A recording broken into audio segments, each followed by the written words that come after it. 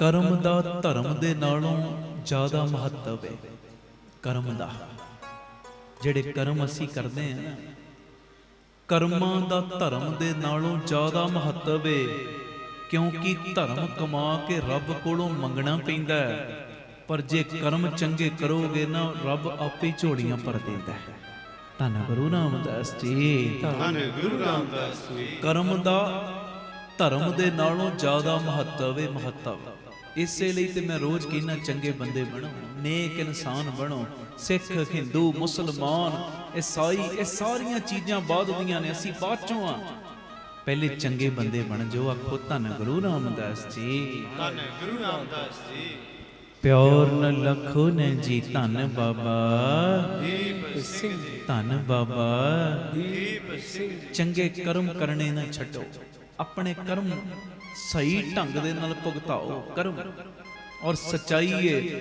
ਜਦੋਂ ਅਸੀਂ ਆਪਣੇ ਕਰਮ ਛੱਡ ਦਿੰਦੇ ਆ ਨਾ, ਕਰਮ, ਫਿਰ ਪਰਮੇਸ਼ਰ ਦੀ ਵੀ ਨਾਰਾਜ਼ਗੀ ਝੋਲੀ 'ਚ ਪੈਣ ਲੱਗ ਪੈਂਦੀ ਹੈ। ਕਰਮ ਨਹੀਂ ਛੱਡਣੇ, ਚੰਗੇ ਕਰਮ ਕਰਨੇ, ਇਹ ਨਹੀਂ ਛੱਡਣੇ।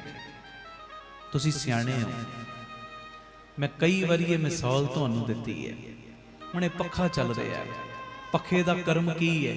ਸਾਨੂੰ ਹਵਾ ਦੇਣੀ।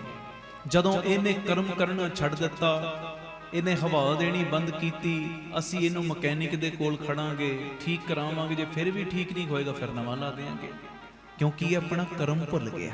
ਸੀਲ ਧਰਮ ਜਪ ਭਗਤ ਨਾ ਕੀਨੀ। ਧਰਮ ਕੀ? ਆਪਣੇ ਤੂੰ ਫਰਜ਼ਾਂ ਨੂੰ ਪਛਾਣ, ਇਹ ਧਰਮ ਹੈ ਤੇਰਾ।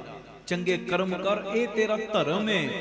ਜੇ ਤੂੰ ਆਪਣੇ ਕਰਮ ਹੀ ਭੁੱਲ ਗਿਆ, ਫਿਰ ਤੇਰਾ ਕੋਈ ਮਹੱਤਵ ਨਹੀਂ ਰਹਿਣਾ। ਧੰਨ ਗੁਰੂ ਰਾਮਦਾਸ ਜੀ, ਧੰਨ ਗੁਰੂ ਰਾਮਦਾਸ। ਜਿਹੜੀ ਵੀ ਫੀਲਡ ਦੇ ਵਿੱਚ ਹੈ, ਜੇ ਤੂੰ ਗ੍ਰਸਤੀ ਹੈ, ਆਪਣਾ ਉਹ ਕਰਮ ਸਹੀ ਢੰਗ ਨਾਲ ਨਿਭਾ। ਬੱਚਿਆਂ ਨੂੰ ਸਹੀ ਢੰਗ ਨਾਲ ਪਾਲ, ਪਤਨੀ ਦਾ ਖਿਆਲ ਰੱਖ, ਪਤੀ ਦਾ ਖਿਆਲ ਰੱਖ, ਮਾਪਿਆਂ ਦਾ ਖਿਆਲ ਰੱਖ, ਸੱਸ ਸਹੁਰੇ ਦਾ ਖਿਆਲ ਰੱਖ।